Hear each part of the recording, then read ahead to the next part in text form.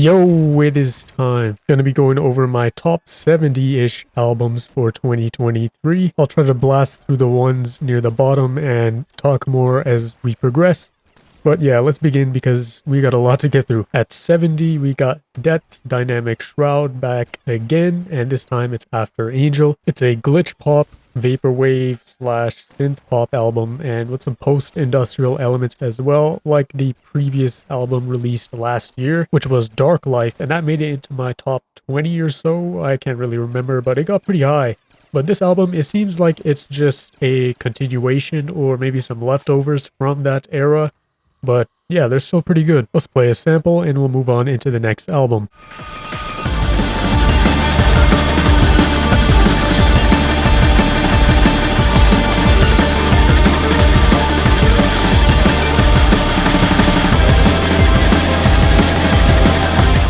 Alright, next up we got Raven by Kalela. It's an alt R&B album with like some ambience in there and electronics. It's almost minimalistic and creates some solid atmospheres. It's dreamy, it's smooth, very laid back, and somber as well. But yeah, let's play a sample and we'll move on into the next album.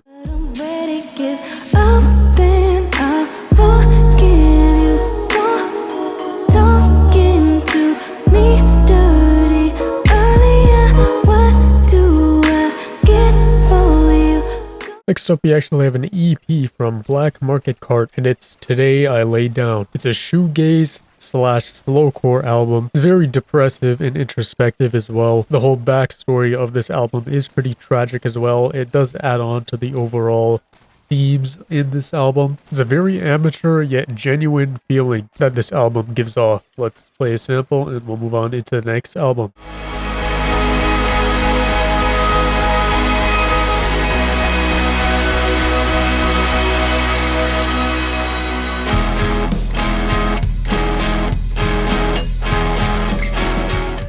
Next up, we got Abriction with Interstates. Coming off the collab with Sadness, in this same year, we get the solo album here, and it's of course a shoegaze and black gaze album with some post-rock elements as well, while the Sadness collab had a much more uplifting tone and a bright, sunny feel.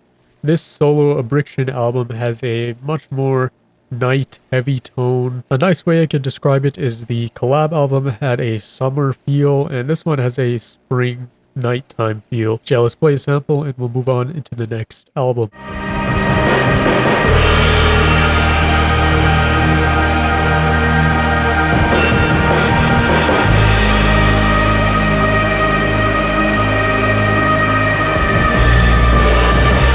Next up, we got Tizo Touchdown with How Do You Sleep at Night. Tizo Touchdown has been landing on some pretty great features in the last couple years, so the anticipation for the album dropped after this feature run was pretty high. Now, it's not the best album of the year or anything, but it's pretty solid and it produces some real great pockets of enjoyment. It's a kind of wild alt pop and pop rock experience. Yeah, let's play a sample and we'll move on into the next album. I know what I'm gonna do now that I got your permission.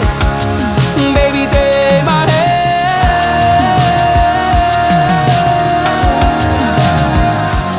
hand. Next up, we got Killer Mike with Michael. It's been a while since the last solo drop from Killer Mike, but here we get it in 2023, which took over a decade to drop, with his last solo project being in 2012. But as expected, this is a conscious hip-hop slash southern hip-hop album, and it has some elements of trap as well. Very rare to see Killer Mike in that trap pocket. Well, I think it's quite far from his best solo project. It's a nice little break from RTJ as we move on into the next RTJ album. But yeah, let's play a sample and we'll move on into the next album. And the description was fitting, they say it's two gunners. Slap chickpeas out your cheek until you drew hummers. Left the scene, the Hellcat scream, cause we don't do Hondas. But we do Benny Hondas, taking your baby mama. She hostage me in the Hummer, she kiss it to pay me homage.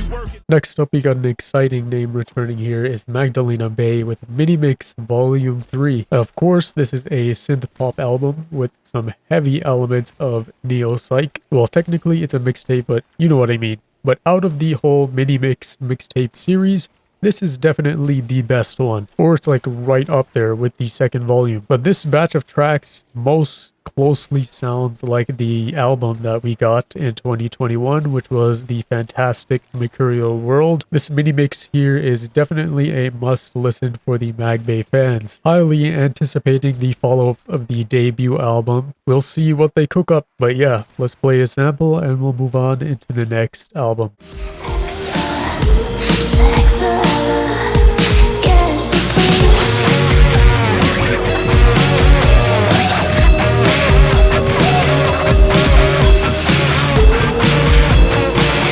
Next up, we got Nas with Magic 2. Now, if the historic run with Hit Boy wasn't enough, Nas is back again with 2 more albums, Magic 2 and 3. We'll talk about 3 later. It's everything you could expect from Nas, and this Magic title here with its boom bap, jazz rap, and a little bit of trap as well in there. While it doesn't quite hold a candle to the King's Disease series, 2 and 3 specifically, and even Magic 1, but this is still a great, short, solid project from Nas, which is insane. Let's play a sample and we'll move on into the next album. Don't get confused or used or let them bother your soul.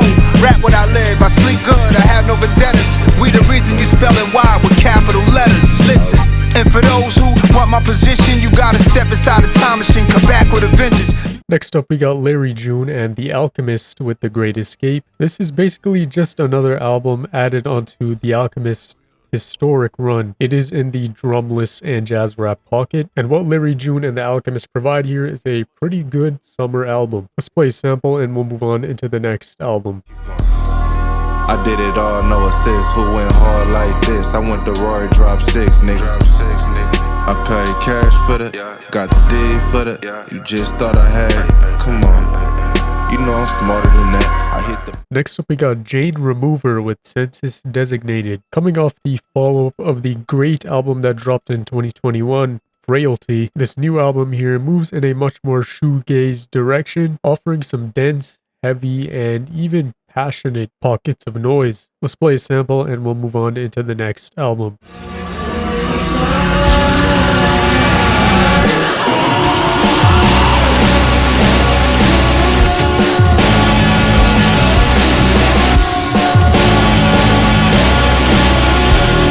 Next up, we got Spelling with Spelling and the Mystery School. This is basically a compilation album or a reissue of some older tracks, but in a different setting and different sound, offering some great, grand live instrumentation. It's a nice, fresh take of some of her best tracks off her previous albums, and it gives a nice new look into the world of Spelling in that huge art pop and ethereal pocket. Let's play a sample and we'll move on into the next album. Restless years of traveling,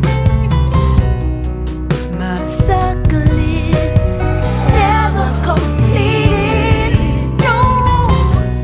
Next up, we got BCNR with Live at Bush Hall, following up their magnum opus that dropped in 2022, which was Ants from Up There, which made it into my top 5 or top 3 albums in that year. Of course, after this, most of us know here that the lead vocalist of the band did leave the band. So this album was kind of a look into the band's future with our new lead vocalist. And of course, the writing direction is bound to change there as well. But she does a pretty good job in this art rock and post-rock experience. Yeah, let's play a sample and we'll move on into the next album.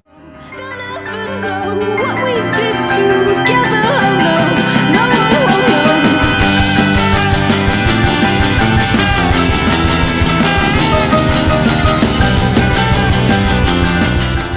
Next up, we got Olivia Rodrigo with Guts. Now, I wasn't too crazy on the debut album hype from Olivia Rodrigo. I thought it was okay. It was a pretty solid project. But here, the sophomore album, I think it beats it in almost every single way. We go in a much more pop rock and power pop direction, which is pretty great, and it's very anthemic. I think it offers some of her best writing yet as well, on top of some of her best performances, and is backed with much nicer production. It's not too squeaky clean. It does have some of that raw energy, which is much needed for this album and subject matter. So yeah, improvement in pretty much all fronts. Let's play a sample and we'll move on into the next album. Yes, I know that he's my ex, but can't two people reconnect? I only see him as a friend. The biggest lie I ever said. Oh yes, I know that he's my ex, but can't two people reconnect? I only see him as a friend. His trick to bowing to his back. Next up, we got a name I didn't expect to be saying in 2023, which is Foo Fighters, their album, But Here We Are. Now, Foo Fighters has been on a downtrend for a few years now, so I wasn't really expecting much out of this album, but this album being a send-off, they definitely brought everything to the table, and it's probably one of their best albums in a long while. Of course, it is an alt-rock album, but it has some elements of shoegaze and grunge as well. Very introspective too, and it does talk a lot about death, of course, the death of the drummer of the band, and they pretty much send it off perfectly. Let's play a sample and we'll move on into the next album. Until our time is through.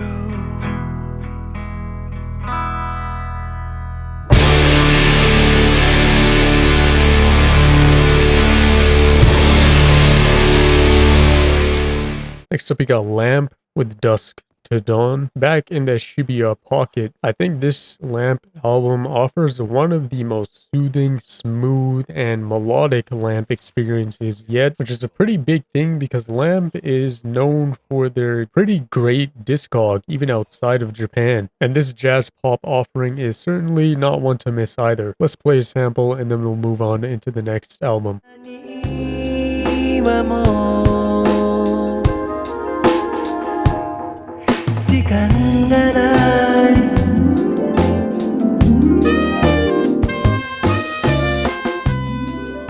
Next up, you got Geese with 3D Country. It's an art punk and indie rock album with some high energetic performances and some great production to back it up. Definitely some of the catchiest indie rock tracks of this year are on this album. Let's play a sample and then we'll move on into the next album.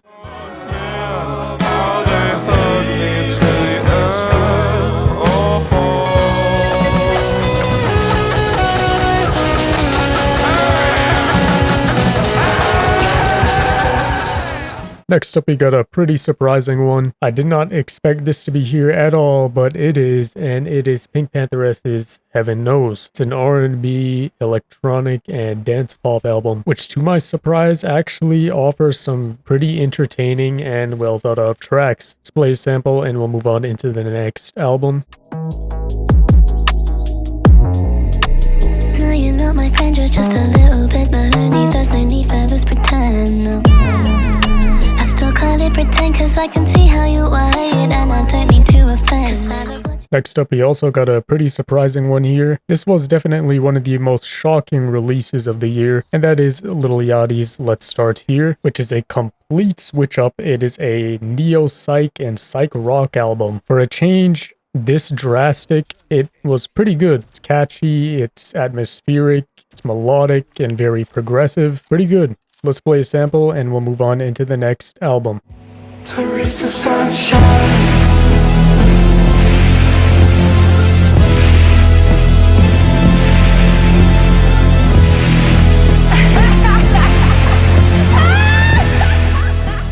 Next up, we got Key Glock with Glaucoma 2, both the original and deluxe here. While I do think it is just a bit bloated, it offers some great trap and southern hip-hop pockets, with some great sampling and production as well. Let's see if Peggy manages to sample some of these tracks. But yeah, let's play a sample and we'll move on into the next album. Bitch, I got some dough to keep. I hop up in my phone and it don't matter which one they notice. It got 30 in my clip even though I be on some solo shit. My auntie seen my Jesus piece and she said goddamn holy shit. This shit hit like Holyfield. I'm shooting shit, you know I will. Gang them trying to Next up, we got the one and only Blockhead with The Aux. Blockhead, known for his many collaborations and great production work. The Aux here provides one of the best Blockhead experiences in one full package, next to some works like he did with Aesop Rock, of course it being abstract hip-hop with jazz rap as well. Phenomenal features on here too. Let's play a sample and we'll move on into the next album.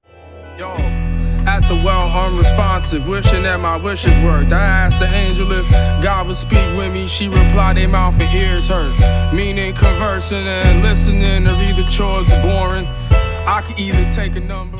I think we're entering the top 50. I'm not too sure. I have lost track. But next up we have Nas with Magic 3. Closing off his historic run with Hit Boy here, we get the final part of the Magic trilogy in the same year. While I don't think it lives up to King's Disease 2 or 3 or Magic 1, this is still a very great project from Nas and Hit Boy. Let's play a sample and we'll move on into the next album. Cufflinks, waiters, lobster sauce on aprons, parting as the chef, burgundy on the breath, uncertainty when I step, dancing to every song like it's a contest, singing to Stevie Wonder happy birthday, celebrating years of flows and crazy wordplay. Next up, we got another EP, this time from Haru Nemori with Insane. This is one of her most aggressive and energetic releases yet, it being heavy leaning into noise and post-hardcore territory. Of course, J-Rock. It's a short, heavy, and rebellious project. Let's play a sample and we'll move on into the next album.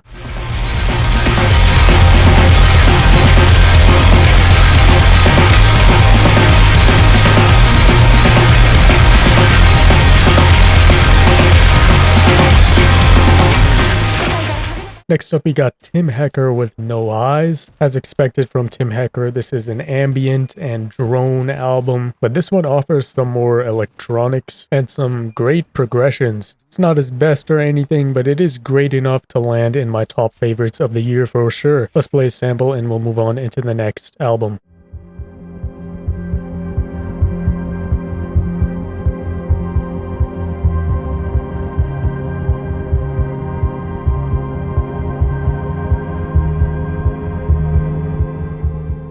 Next up, we got Aesop Rock with Integrated Tech Solutions. One of the best writers alive right now, and one of the best skill-wise as well. Aesop Rock's projects are always going to fulfill a natural, great threshold. Of course, it's an abstract hip-hop and conscious hip-hop album. It's rhythmic, it's complex, has some great sampling and humor. Billy Woods is here on a feature too. Pretty good. Let's play a sample and we'll move on into the next album. Drive through car line, add a pie, give yourself to the dark side. Add a shot, add a bacon and croissant, add a hot and flaky Danish coffee, kick a cake pop, poppin' jalapeno poppers en route to fillet a cod, cider popcorn. Next up, we got Kara Jackson with Why Does the Earth Give Us People to Love. It's a singer-songwriter and folk album, very meditative and lush, filled with great production. It's very poetic as well, with some great writing and performances. You know, 2023 wasn't that crazy, but we just got some crazy albums back to back to back to back out of nowhere, and this was one of them. Let's play a sample and we'll move on into the next album.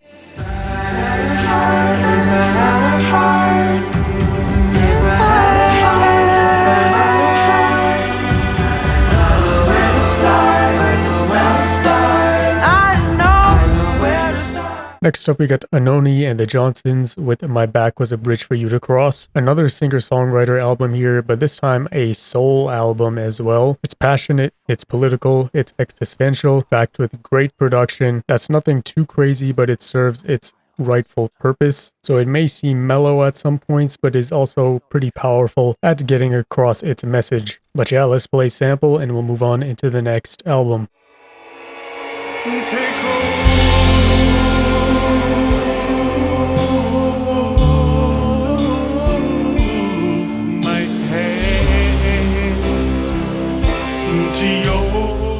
Next up, we got Tanashi with BB Angel. It's an alt R&B album with some electronics and what sounds like some UK bass as well. It's pretty short, very consistent, very ethereal, great vocals, great production. Just a short, sweet, super consistent album. Let's play a sample and we'll move on into the next album. Stable and balancing on a tightrope, yeah,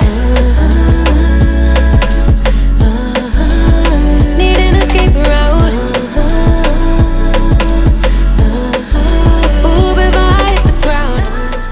Next up, we got Navy Blue with Ways of Knowing. It's a conscious hip hop and jazz rap album, and it's honestly one of my favorite Navy Blue projects. The production is great, the sampling is great. Navy Blue's writing here is very introspective. Overall, great showing from Navy Blue. Let's play a sample and we'll move on into the next album. Brody know that I'm the truth. Navy Blue the runner up. Niggas thought that I would give up and throw the towel in. No SOS, I found a source where I was drowning. Like my mama shouts to Mike, you know I'm proud of him. That's lil' bro, I'm lil' bro the most. Raise the glass and so. Next up, we got Caroline Polachek with Desire, I Want to Turn Into You. It's an art pop and electronic album, and it might be her best album yet, with some pretty interesting and wild production choices, which makes this album much more creative. Definitely one of the strongest art pop standings for the year. Let's play a sample and we'll move on into the next album.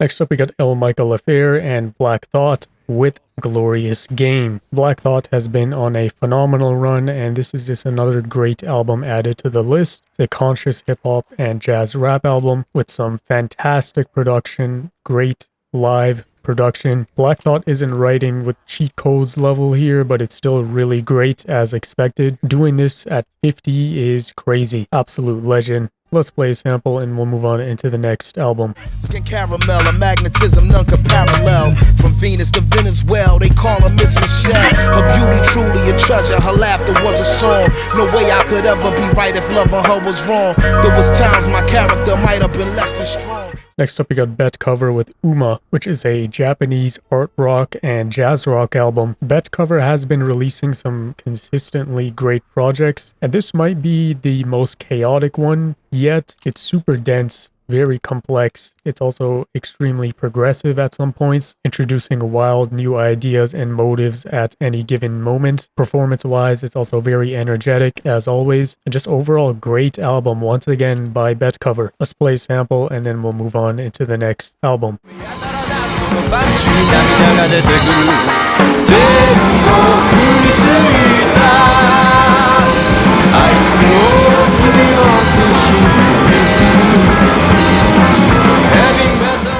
Alright, next up we got Ana Frango Electrico with, excuse my pronunciation on this, Me Chama de Gato Que Eso Sua. Probably butchered that horribly, but we move. Anyways, this is a jazz pop, soul pop, and funk album. It provides some of the most luscious, energetic, and soothing pockets of sound on any album on this list. It's uplifting, it's very poetic, the writing is great, the production is fantastic. The opener for this album is also one of my favorite album openers of the year by far. Really great album. Definitely could have been placed higher, but yeah, let's play a sample and we'll move on into the next album.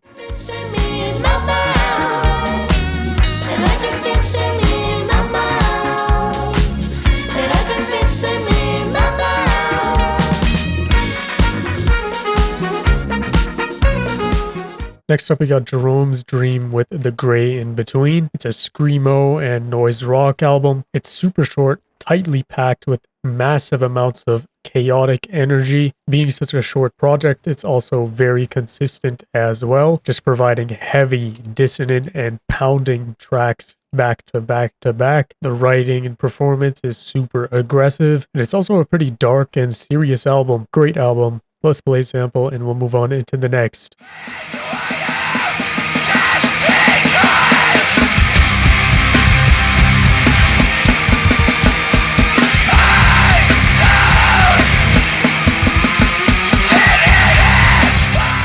Next up, we got Underscores with Wall Sockets, an indie electronica pop album, electronic pop album. There's a lot going on here, and that variety is just what makes this album real special. It provides some great entertainment value, providing just a variety of different genres and sounds all over, while also staying pretty consistent and tight as well. There's some damn bangers on this album, and it goes into noise pop territory at some points. Just a very colorful, explosive, and endlessly entertaining set of tracks. Let's play a sample and we'll move on into the next album. You shouldn't have to choose how you die.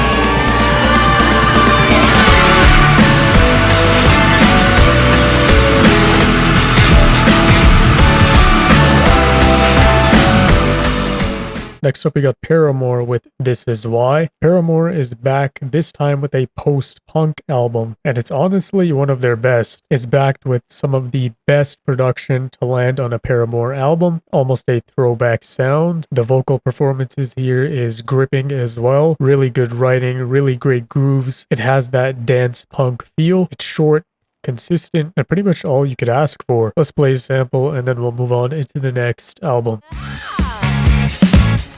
Always running out of time.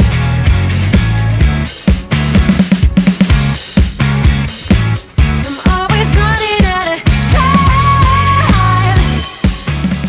Next up, we got Travis Scott with Utopia. This is an experimental hip hop and trap album with some other little experiments as well. Huge Yeezus influence. This album is practically Travis Scott's Yeezus. I mean, it makes sense since he did work on Yeezus with Kanye. Fantastic production. Mike Dean, the GOAT, is back here once again, and probably some of Travis's best performances yet too. Definitely not a perfect album, but it is consistent enough. Has a super heavy, dense, and dark feel just like Yeezus. Great album once again from Travis Scott. Let's play a sample and we'll move on into the next album. From 2 a.m. to 2 in the afternoon.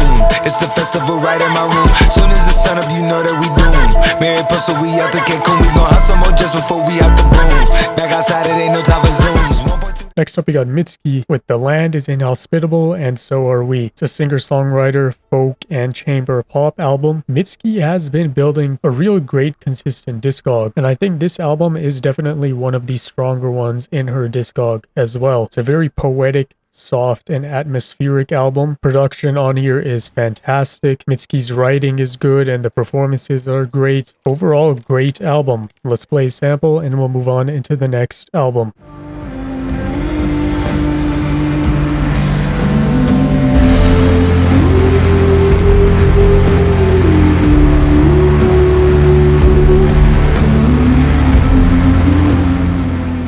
Next up, we got Nowhere with Nowhere Forever. This is a super bouncy and groovy synth funk and jazz funk album. And honestly, it reminds me of KKB, but just jazz. It's very rhythmic, very technical, with some phenomenal bass lines and performances. A very unique and attention-grabbing vocal performance. Great project. Let's play a sample and we'll move on into the next album.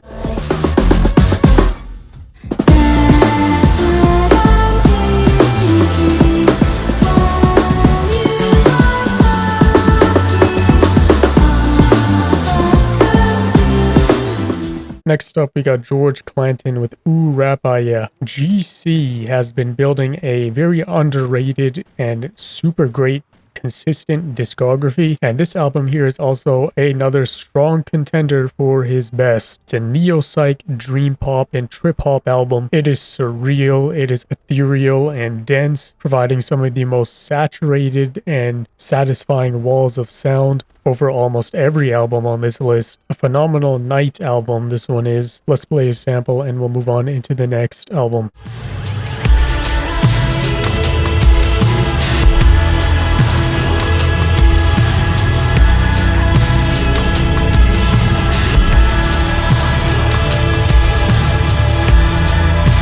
Next up, we got Mike with Burning Desire. Mike has also been on quite a run, and this could possibly be his best album yet. Of course, this is an abstract hip-hop album. Mike, very well known and respected in the underground, for good reason as well. This album offers some mind-blowing production and sampling work. Mike's performances is also fantastic on this album. It's very laid back and chill, yet not too chill to the point of comatose. Almost like an Earl Sweatshirt pocket. Great features show up on this album as well, and for an album with this many tracks, it is very consistent. Let's play a sample and we'll move on into the next album. I came up off of stains in this charm. They talk tough, I be playing along, cause I know if you bluff, I won't take it as far.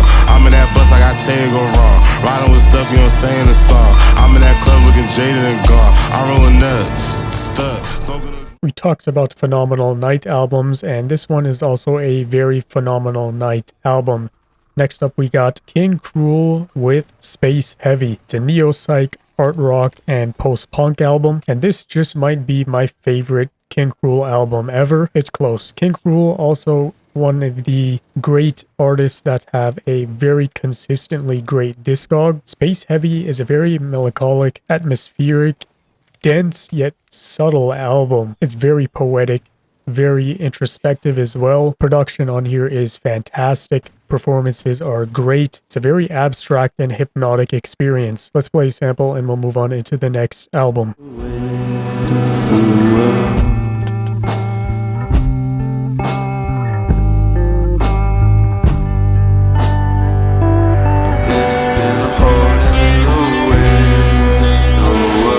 Next up, we got Yule with Soft Scars. This is the 4th album from Yule, and it might be their best album yet. Coming off of Glitch Princess, which is a really great art pop and glitch pop album, Soft Scars is more leaning into shoegaze territory with much more dense walls of noise. We did get some of that on Glitch Princess with the post-industrial elements, but Soft Scars is definitely way more dreamy and indie electronica. It's ethereal, it's expressive, has lots of noisy and dense atmospheres as well. Might be my favorite Yule project. But yeah, let's play a sample and we'll move on into the next album.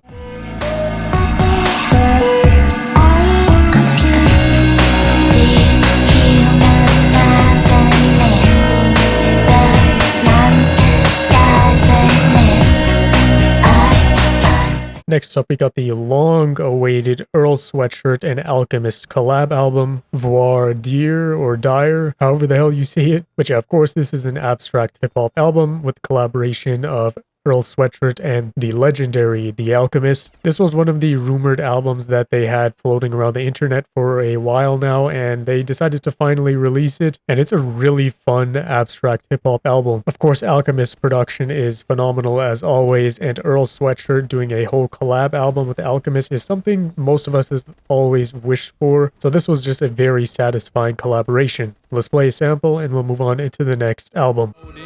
It seemed effortless with no stitch. As we steppers, bitch, you know this. Cream crepes in a cold wind. Seen Skeppy out in Shoreditch. He said to telly for the hoes, keep them heifers off your doorstep. Geese feathers under forehead. Next up, we got Tyler, the Creator, with the Call Me If You Get Lost estate sale. A set of bonus tracks released from the previous album era, Call Me If You Get Lost. It offers some really fun tracks from Tyler. Of course, he's on here rapping on a Madlib beat, a Kanye beat. We also get the true closer for Call Me If You Get Lost with Sorry Not Sorry, which is probably one of the best Tyler tracks ever. It sucks that this counted as his album drop, but it's really great with the set of tracks we got here. And man, that closer is just phenomenal. Let's play a sample and we'll move on into the next album. Let me see you make a decision I made and claim that I don't know about minimum wage or Section 8. Water in the ketchup bottle to stretch when niggas ain't get impressed by niggas hopping gate. Thinking it's normal cause you ain't supposed to make it past 18. No escape, the figure 8 cycle. Next up, we got the Lemon Twigs with Everything Harmony. This is a soft rock, baroque pop, and pop rock album. And usually in this genre pocket, you can kind of expect something mediocre, but that's not the case here at all. Lemon Twigs are able to create a psychedelic, introspective, and poetic experience here, backed with some really great, addicting production, great melodies as well. And it's a short 13 tracks, so it's super consistent as well. It's a very soft and luscious album. It's basically all you could ask for, really. Surprisingly great. Let's play a sample and we'll move on into the next album. Wants to go with you. That's not a thing I knew. I wasn't only. Next up, we got Amare with Fountain Baby, which is a really exciting alt R&B project. It's very energetic. It's backed with some real great and hard production. There's just bangers after bangers. It also dabbles in lots of other genres as well. It's also pretty conscious as well, and the performances from the lead vocalist is great. It's a very fun, very tightly packed, and powerful album filled with bangers and bops, but also atmospheric and ethereal cuts as well. Let's play a sample and we'll move on into the next album.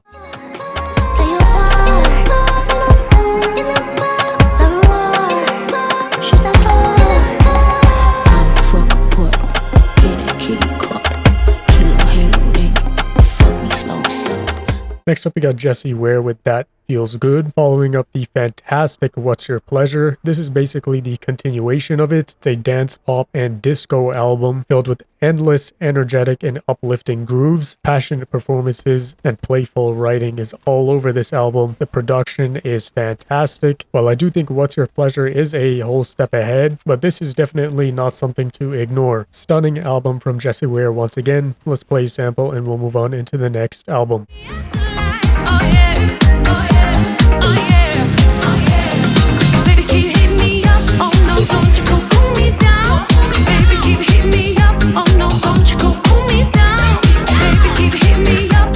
Next up, we got Brockhampton, Group Therapy with I Was Mature for My Age, but I Was Still a Child. This is the first album I've heard from this group, and it's probably one of the best albums this genre has seen since the recent Brockhampton. Of course, it is a pop rap, alt, R&B, and experimental hip-hop album with lots of other genre fusions as well. Very, very similar to Brockhampton's Saturation series. It has one of my favorite album openers of the year, of course, if you don't count the skit at the beginning. And throughout the album, it's just filled with great bangers back to back to back to back to back. It has that raw, creative, and chaotic lightning in a bottle energy, much like Brockhampton did with the Saturation series. It gets aggressive at points, but also depressive as well. If you love anything to do with Brockhampton, this is definitely a must-listen album. Brockhampton may be gone, but Group Therapy is here. Let's play a sample and we'll move on into the next album. Y'all want too much money to withdraw. I need too much money to recall.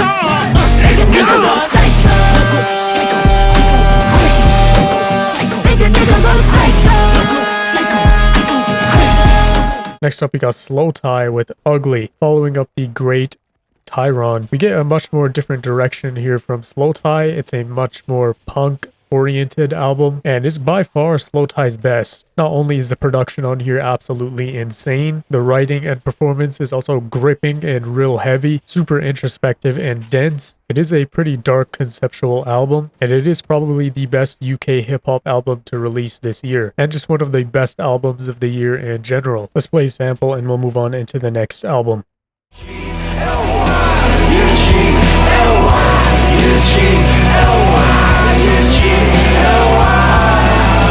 I'm sick of toying with a broken idea.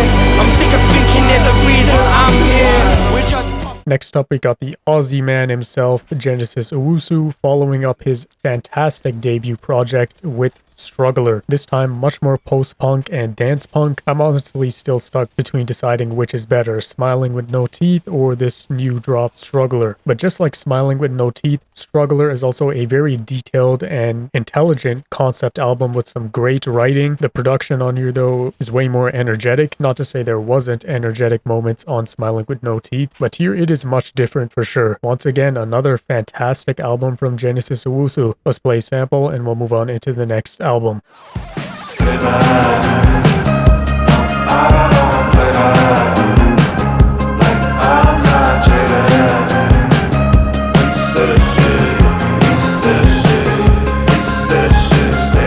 Next up, we got Lana Del Rey with Did You Know There's a Tunnel Under Ocean Boulevard. This is an art pop and baroque pop album. Lana Del Rey does reach into the singer-songwriter bag as well, making lots of just stunning ballads on this album. This album also has her best writing to date, backed with some fantastic production as well. It's a very passionate, melodic, and existential album. It is 16 tracks, which is a bit much at over an hour, but there isn't too much filler here. It is fairly consistent. You know, not every album can be T-Pap. There are some songs of the year contenders on this album, so there's that as well. But yeah, probably Lana's best. Let's play a sample and we'll move on into the next album.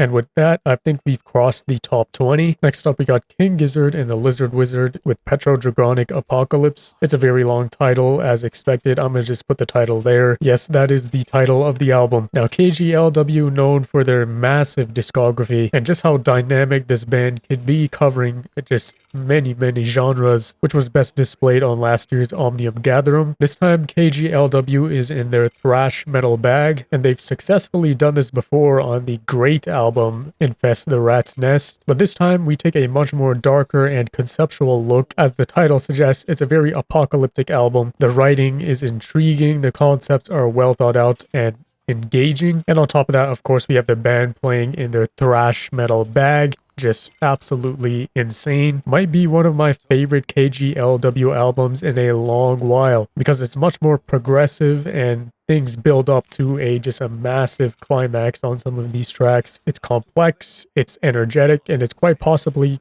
KGLW's hardest album yet, and that's saying a lot with how much music they put out year to year. Let's play a sample and we'll move on into the next album.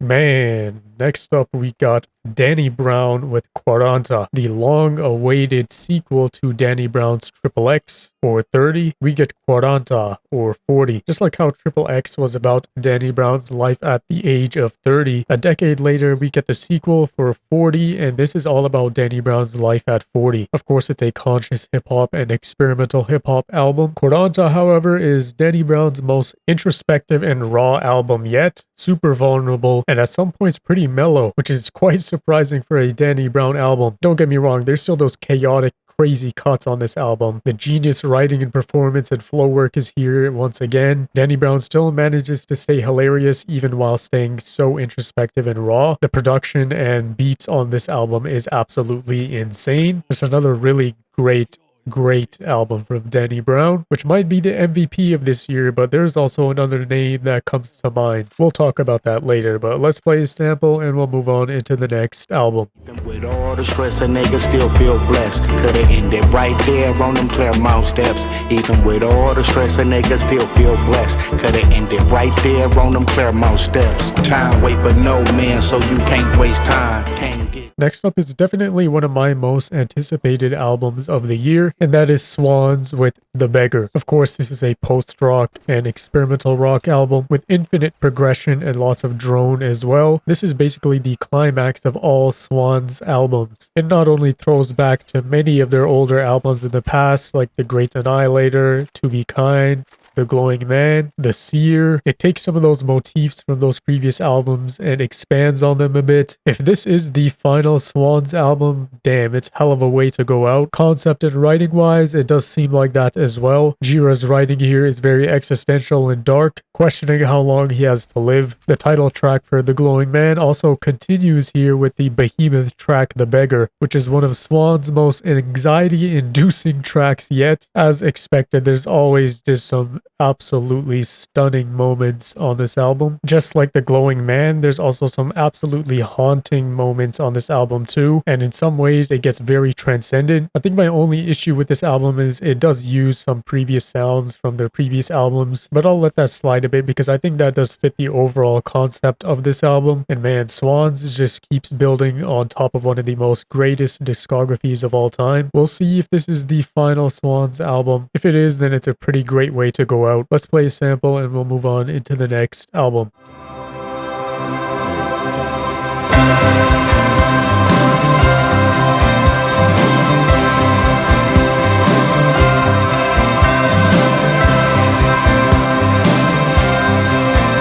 Next up, we got Danny Brown and JPEG Mafia with Scaring the Hoes DLC pack. I was going to include this with the spot later on, but I decided to split it up because I get to talk more about this DLC pack if I do split it up. Now, Danny Brown, the reason he is one of the MVPs of 2023 is because he dropped Quaranta. He's on Scaring the Hoes, obviously, and the DLC pack as well. And on this DLC pack, Danny Brown was not messing around at all. This is seriously some of the best writing, rapping, and performances from Danny Brown. You know, I'd like to think JPEG kept up quite a bit in Scaring the Halls, but the DLC pack, I think Danny Brown just completely washes him here and shows why Danny Brown in his element is a top 20 all time. Not to say JPEG's performance here wasn't insane as well, but the real thing about JPEG is his godly production. This small DLC pack has some of JPEG's most insane sample work, yet a track like Hermanos is absolutely mind-blowing even after hundreds of listens. It's just insane to think that these are the tracks that were cut off the main album, because these are all elite, still highly chaotic,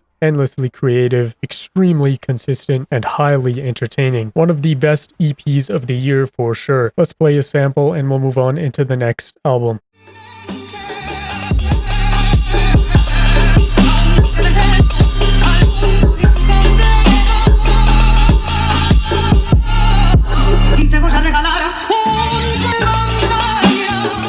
Next up, we got what I think is the EP of the year, and that is Maruha with Knocknore. This is a post-rock and art rock project with lots of jazz rock in there as well. It's a short, tightly packed, super consistent, and great project. The band is operating at a high, energetic, and complex level, executing some noisy, progressive, and chaotic tracks. Reminds me a lot of Black Midi in a way, and of course GYBE. There honestly isn't much else to say. It's just a super great, super short, and super consistent project, and easily a contender for one of the best EPs of the year, if not the best. Let's play a sample and we'll move on into the next album.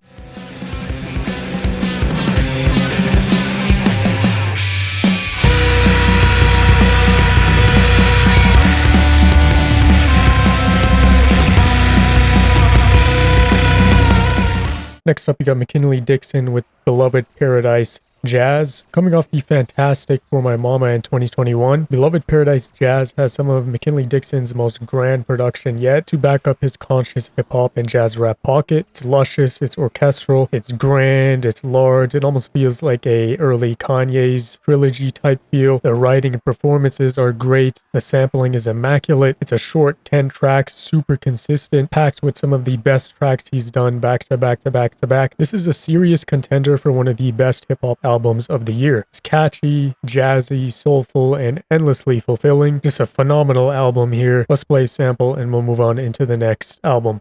Fast we move on how we do, because tonight I am with Leslie. Head out the window, I'm fucking yelling out. Sana.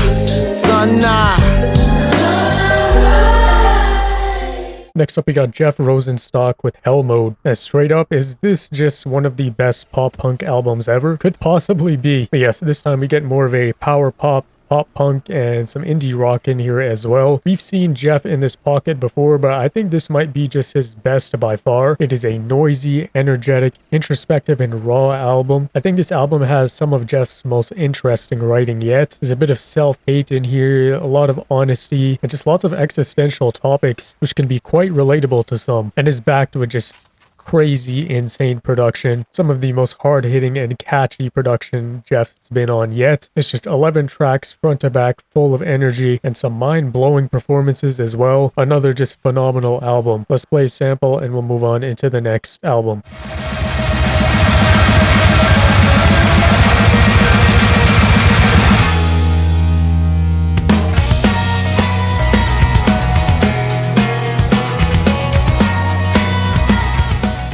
Damn. Next up, we got Liturgy with 93696. You know, with these last few albums, it feels very weird putting them this low, but there's just so much albums to cover. I think a lot of these deserve the top 5 spot, or even in number 1 for some of these. And Liturgy with 93696 is probably the prime example for it. Now, Hack was a phenomenal, mind-blowing album, but dare I say they topped themselves and dropped one of the most transcendental, boundary-pushing, and mind-blowing progressive metal albums ever. It's super avant-garde, it's pretty complex and technical as well, and with all of that, it manages to stay cohesive and extremely noisy and dense. It's a passionate and surreal experience. This is definitely near the top of one of the albums I've been most blown away by this year. It is just a huge, grand, behemoth piece of music. It aims to break boundaries and push them even further. It's quite possibly Liturgy's most innovative and creative album yet, and it might be their best album yet, even above Hack. But yeah, just a jaw-dropping album. Let's play a sample and we'll move on into the next album.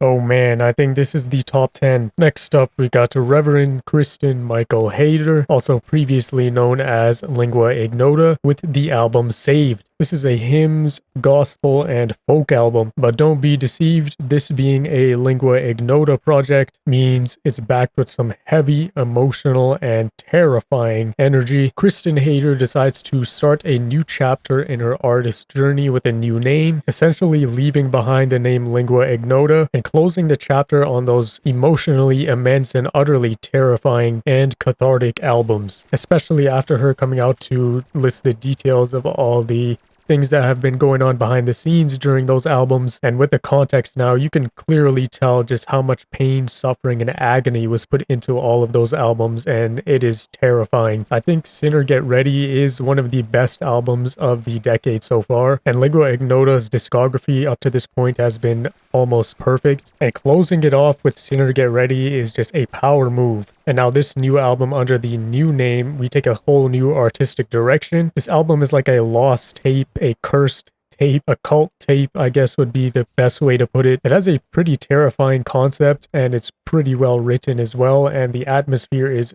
extremely well built. I mean, as expected from Kristen Hayter. A very interesting, very strange, and very haunting album. Genuinely one of the best performers out there, and instead of backed with horrifying, hard-hitting, and industrial production, this time we get a more eerie, creepy, and lost tape vibe. It's a pretty mind-blowing album once you start to take apart the writing and the whole concept. A pretty fantastic start for this new artist's name. Let's play a sample and we'll move on into the next album.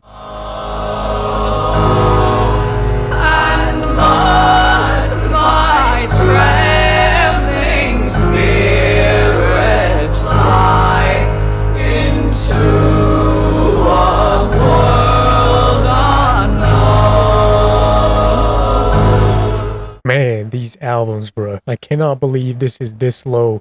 But next up, we have Billy Woods and Kenny Segal with Maps. Of course, this is an abstract hip-hop and jazz rap album. This is the second full collaboration project between Billy Woods and Kenny Segal, the first one being the fantastic Hiding Places. I think Maps provides Billy Woods and Kenny Segal's strongest set of tracks they've done together yet. It has some of Billy Woods' most catchy and addicting tracks yet. Now, this isn't no Ethiops, it isn't super heady and extremely complex. It is still a concept album with some very dense and phenomenal writing, but it's much more simpler for a Billy Woods album, and that just adds to the replay value of this album. I can definitely see this being a lot of people's favorite Billy Woods album because you don't have to have a degree in art history to take it apart. And that's just a genuine turnoff for some people diving into Billy Woods projects. They're just way too complex and intelligent for some people, and they don't want to spend the time or invest the time to take everything apart, and that's perfectly fine. Now, while I do think an album like Ethiops is a step ahead, this is just another fantastic, phenomenal album added to Billy Woods' just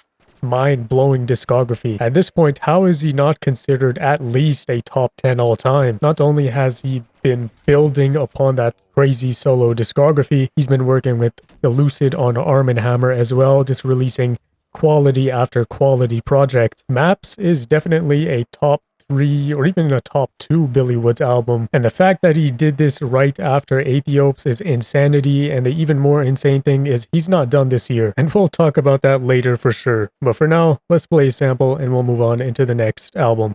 Logic somehow hacked into our Bluetooth. Move quick, bad news, croup thick, constellation funk, bad moon as viewed through the roof tint. Caught him lacking on 9/11. I locked down like V.I. Leonard. People don't want the truth, they want me to tell them grandma went to heaven. Rifle on the wall is an icebreaker. All the world's a stage.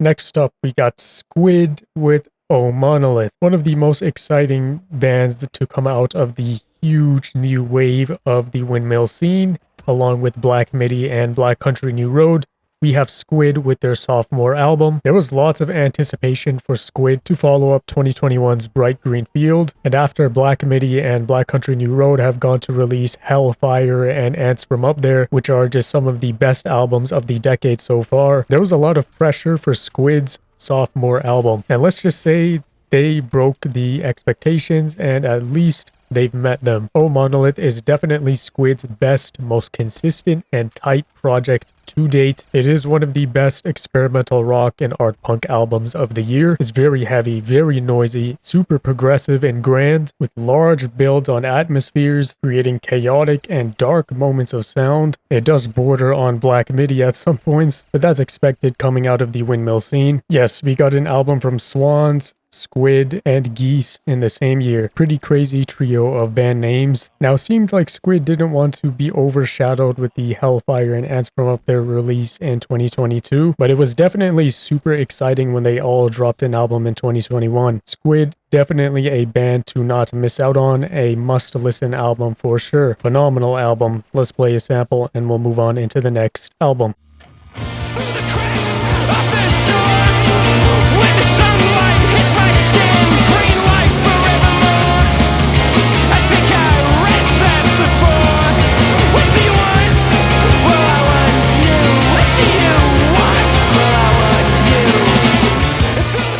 Next up, we got Paranol with After the Magic, and I'm a cheat and put After the Night here too. Now, After the Magic is a indie rock and shoegaze album. Korean artist Paranol has been dropping some heat. I found out about Paranol from the amazing To See the Next Part of the Dream, which dropped in 2021, and that was like one of the most crushing albums of the year. Later that year, Paranol also dropped a collab project with Asian Glow, Downfall of the Neon Youth, which was also great. And in 2022, we got the collab project again with Paranol and Asian Glow, but this time an EP in Paraglow. Now, 2023, After the Magic and After the Night. After the Night is here just because it's like one of the most beautiful and phenomenal live albums. It takes many of the older tracks and makes them a lot better in a live setting. A lot of people were comparing this live album to that one Fishman's live album. Well, I do think that's kind of a stretch because that album is legendary. After the Night, however, is still phenomenal and one of Paranol's best. But let's talk about the main album, After the Magic. This is one of the most beautiful, crushing, noisy, and passionate albums to release this year, and possibly Paranol's best ever if we don't count the live album. It has some of the most mind-blowing walls of sound and progressions with the roaring walls of guitars that build such a psychedelic and warm atmosphere. The drums on this album is also hard-hitting. It's like gunshots, and at some points it's extremely relentless as it's able to ground and just bring this behemoth of an album back down to earth. The concept on here isn't as depressing as To See the Next Part of the Dream. It definitely has a much more uplifting and hopeful focus, but that doesn't make it any less crushing because the walls of sound alone is enough to strike strong emotions, and when you get into the writing and performances, it just amplifies that. Just an absolutely stunning album, both of these albums. It's jaw-dropping and it's possibly one of my favorite shoegaze albums in a long time. Let's play the samples and we'll move on into the next album.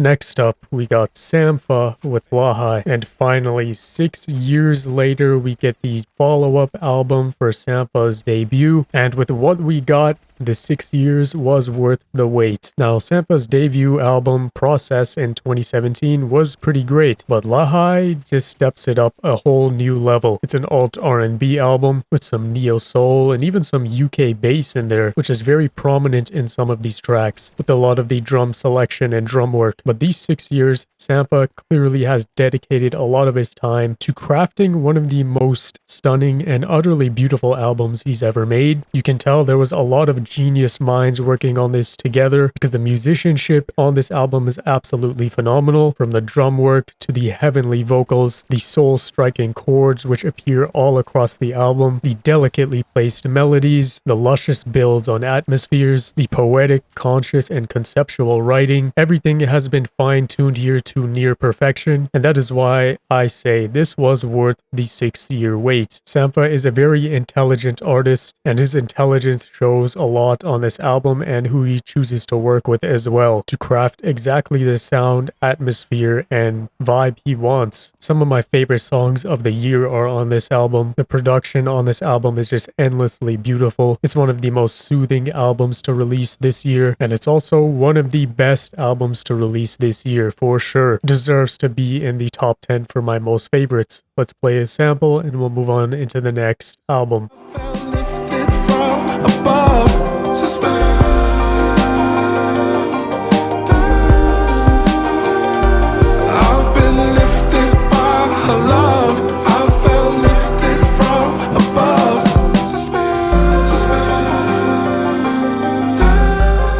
Top 5. On the topic of beautiful albums, next up we got Sufjan Stevens with Javelin. Legendary singer-songwriter and indie folk artist, Sufjan Stevens shows that he's not hit a creative block at all, because Javelin just might be Sufjan Stevens' most beautiful and creative album yet. And that statement holds a lot of weight, with his discography having albums like Illinois, which is one of the best albums of the 2000s, and Javelin might honestly be my favorite Sufjan Stevens album. It's an ethereal and existential album with passionate, dense, and soothing layers of instrumentation to build up just fantastic production. It's introspective, it's melancholic, it's very soft and delicate, and it's honestly one of the most sad albums he's done yet. Its beautiful melodies and borderline depressive writing just makes this album one hell of an experience. It can be heartbreaking for some and at the same time inspiring, but the immaculate writing aside, my favorite part of this album is definitely the luscious production. This definitely sounds like one of his most grand and meditative albums. This is definitely not an album you can casually listen to. Well, maybe you can some of these tracks, but it is for sure meant to be a full album experience, with just how soul-crushing some of these tracks can be. An astonishingly great album, deserving of the top 5 or even top 1. Let's play a sample and we'll move on into the next album.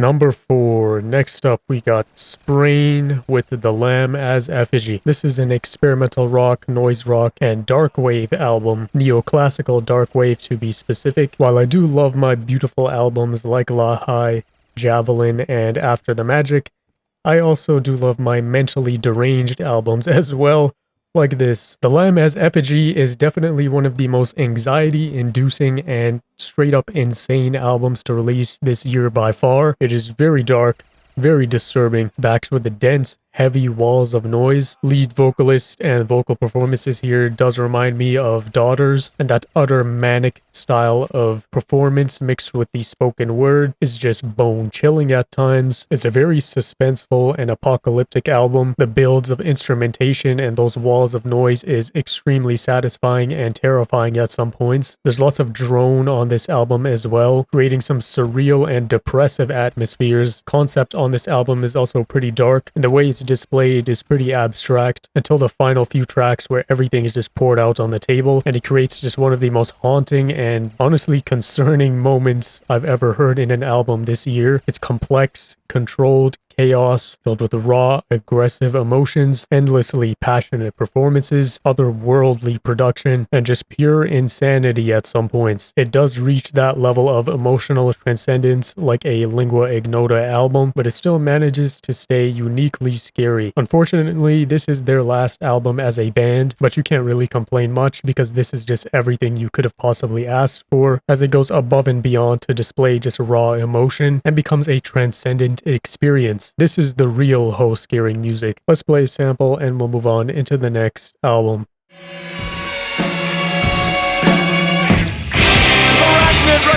Nation proceeding to contrary to a familiar song.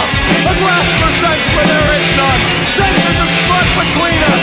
Senses a cross-on glance and silent nod between us. Both shackled and accessed by a constant. Man, top 3. Next up, we got Arm & Hammer, aka Billy Woods, and Elucid with We Buy Diabetic Test Strips. Yeah, so Billy Woods is the MVP of 2023. Danny Brown is a close second. This is an experimental hip-hop and abstract hip-hop album with some jazz and even industrial hip-hop in here as well. Now, Arm & Hammer, arguably one of the greatest duos in hip-hop history, are here to drop just another phenomenal album. And this might be their best. That's crazy to say because just in 2021, we got the absolutely mind-blowing collaboration between Arm & Hammer and The Alchemist on Haram, which is one of the most intelligent, dark, and just absolutely crazy albums to release that year. Just mind-blowing production on top of Elucid and Billy Woods with their crazy writing. On We Buy Diabetic Test Strips, we do get that philosophical side of Arm & Hammer back once again with one of the most well thought out concepts on an album to land this year. I mean, that's expected from Billy Woods and Elucid. The production, however, on this album is much more different. We get a much more full-on cerebral experience on this album. It might be Arm & Hammer's most boundary-pushing album to date, providing some of the most ominous, complex, and futuristic waves of sound on this album. It is super atmospheric and extremely dense and psychedelic. This album almost reminds me of By the Time I Get to Phoenix with how boundary pushing it is. It's not as crazy as that album, but it does push its boundaries pretty far. JPEG Mafia also has some production credits on some of these tracks, along with many other just absolutely fantastic producers like LP, Kenny Segal, Messiah Music, Preservation, Child Actor, the list goes on. Sadly, no The Alchemist, but how insane would this album even get if we had an Alchemist and Arm & Hammer cut on this album? It's an endlessly intelligent and super conceptual album with many, many layers. Billy Woods and even Elucid is writing their ass off on this album, keeping up that heavy pen of Arm & Hammer and the name of Arm & Hammer up, because there's not really many that can match this duo or even come close to them in their pen game in the last 10 years or even 20 years as we get closer to halfway through the decade. There's a reason that Arm & Hammer is considered one of the best hip-hop duos of all time, and this album just makes that apparent even more. It creates an experience like no other Arm & Hammer album could offer, while still giving you the deep writing and just insane performance level and intelligence you would expect on an Arm & Hammer album. It's quite a hypnotic album that you can get lost into, and with this, Billy Woods is definitely my MVP for 2023 because he was able to drop maps, and also he's on this album with Elucid, and he's also done many of the fantastic features this year as well. Arm & Hammer strikes again with a jaw-dropping cerebral experience. Let's play a sample and we'll move on into the next album. The rock panes with scale diagrams. Coke out the sky, rocks big as your hand. A Gulf Stream 5 that don't ever land. CIA scams, revolutionary plans, overlapping Zen diagrams, overlapping. The hammer fell out your man's waistband, grappling. Anything can happen if you're trying to make it happen. Get head tap, trying to get it cracking. Mind cracked open, seeing all the patterns. Number 2. Next up, we got Model Actress with Dog's Body. This is a noise rock, dance punk, and industrial rock album. We are back once again with the mental derangement, as Dog's Body is also one of the most anxiety-inducing and ruthless albums to release this year. This being the debut album for Model Actress just makes it even more insane, as they've made a very bold statement with this album. The lead vocalist has a very passionate performance throughout this entire album, and writing-wise, you get some straight, disturbing, vivid imagery as well. The production backed on this is absolutely haunting. It's filled with phenomenal bass lines, frantic and terrifying guitar tones, punchy and relentless waves of drums. There's not a single second of this album that does not provoke a thought. One moment you get overwhelmed by the incredibly groovy bass lines on this album. The next you'll be overwhelmed by the crushing sound and industrial tones on this album. The spoken word like performance from the frontman and the unique vocal inflections at some points makes this album very unique. It does remind me of a Daughters and a Black Country New Road at some points, but this album is basically just Daughters and like LCD sound system, but it manages to stay creative and unique and not too derivative. It has that very nice dance punk groove while also staying absolutely terrifying and pounding with the industrial tones. The poetry on this album is immaculate, painting just vivid imagery and some disturbing pictures, as well as being cryptic enough not to the point where it's too confusing but still understandable. And to pull that off, you just have to have some elite writing. It's a very relentless album from start to finish with only a few moments of breath to bring you back down to earth. The structure on this album is near perfect. The transitions are flawless. The transition from Crossing Guard into Slate is like one of the most mind-blowing things I've listened to this year. Super satisfying. You know, some might say they made a mistake by making their debut album this good, because now they have a pretty big behemoth to top. Will they be able to do it? We do not know, but for now, Dog's Body is one of the most exciting, relentless, and groovy debut albums I've ever heard, and one of the best albums of the year for sure, and my top 2 favorite of the year. Let's play a sample and we'll move on into the next and final album.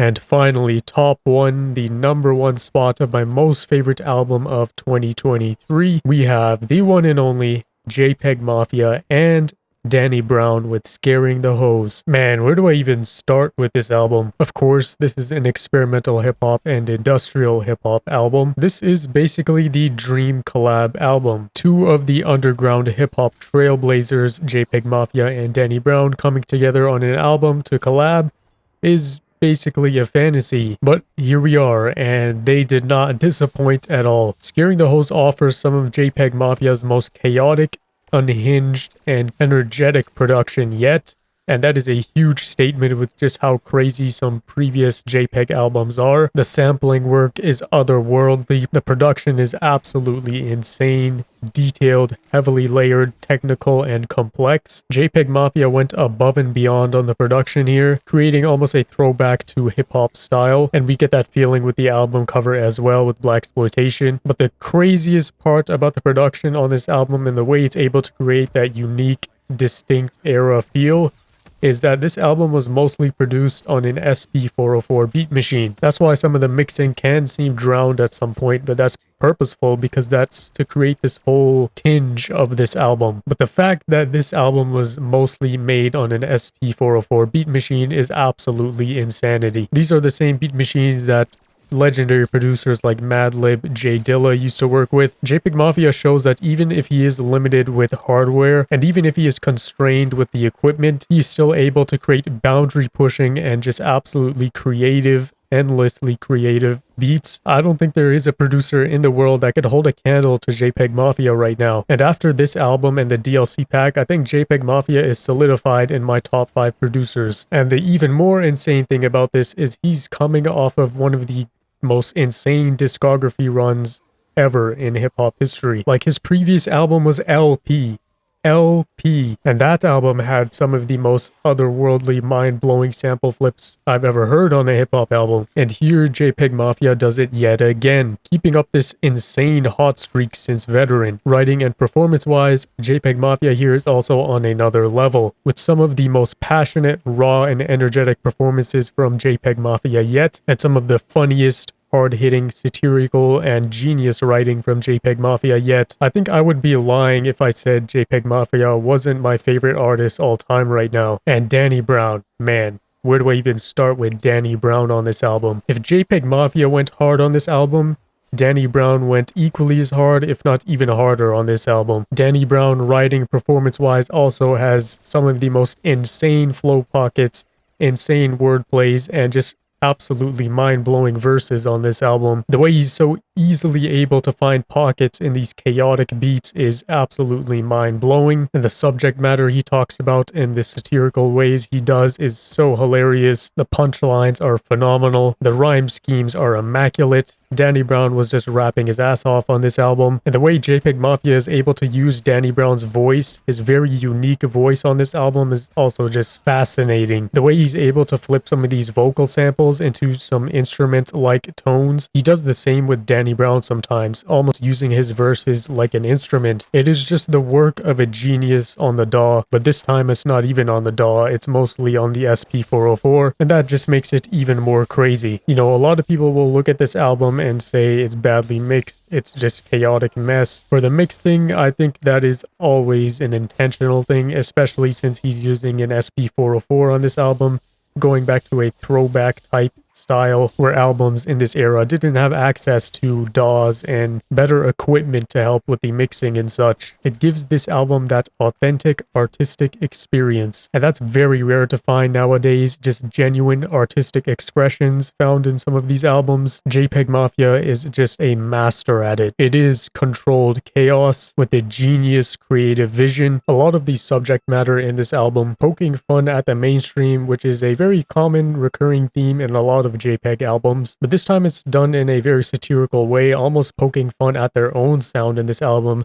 Prime example being the title track and that main chorus saying how they're going to make money off of this because no other artist could dare to reach this level of creativity and artistic expression, as they have to stay in the same cookie cutter lane in order to please the most people and get the most money, etc. But this is a true passion project, and that is not missed out on any single track here or any album from JPEG Mafia. Just an absolutely crazy album and just unrelenting banger track after banger track. Danny Brown is in his element on this album, and JPEG Mafia goes above and beyond on this album to create one of the most satisfying and energetic and chaotic and entertaining collab albums of the decade so far. I can see this album being a cult classic in the underground hip-hop scene, just like albums such as Mad Villainy and Pinata, a mind-blowing, otherworldly, and extremely satisfying album here, and my top one most favorite album of 2023. Crazy how JPEG Mafia is contending to have two best hip-hop albums of the decade with LP and now this album. Just absolutely astonishing. Let's play a sample or two, then we'll close off the video. All that money get flushed in the bank. Tell a dribble, go give me a ring. You got money, you don't gotta think.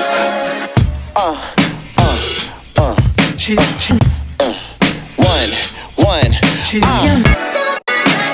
Look on my hairline is cane. Left and the right is the same. You bitches shit form like Danny Kane. People scared to put in work. You won't take an L, so you take a name. I'm playing about a rim. I brought a gun to the game.